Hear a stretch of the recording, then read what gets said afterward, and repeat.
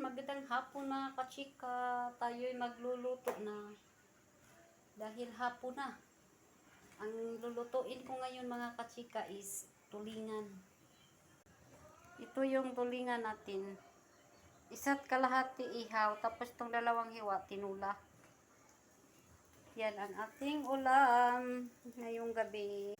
Ito kumulo na yung ating init naman tubig. O, 2 piraso lang yan siya, diba? 2 piraso lang yan. Tapos mayroon tayong kamote. Ayan siya, oh. Ayan, ating kamote. Tapos yung halo natin sa tinula, ito talbos ng kamote at saka malunggay. Yan. Yan mga kachika,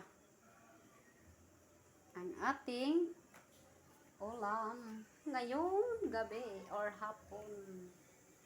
Maaga kami magluto kasi wala kaming tanghalian.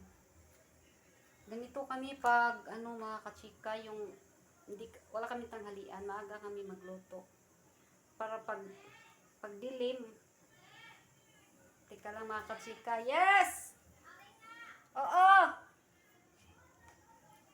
Kaya mga kachika, tumawag na si Bibi kasi yung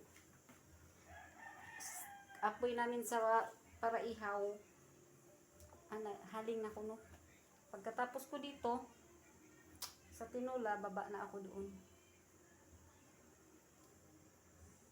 para lutuin na naman yung aming inihaw. Ay mo tong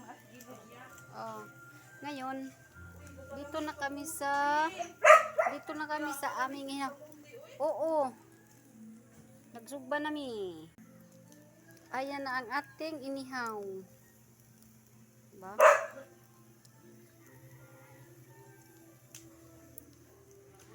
Inihaw nating tulingan.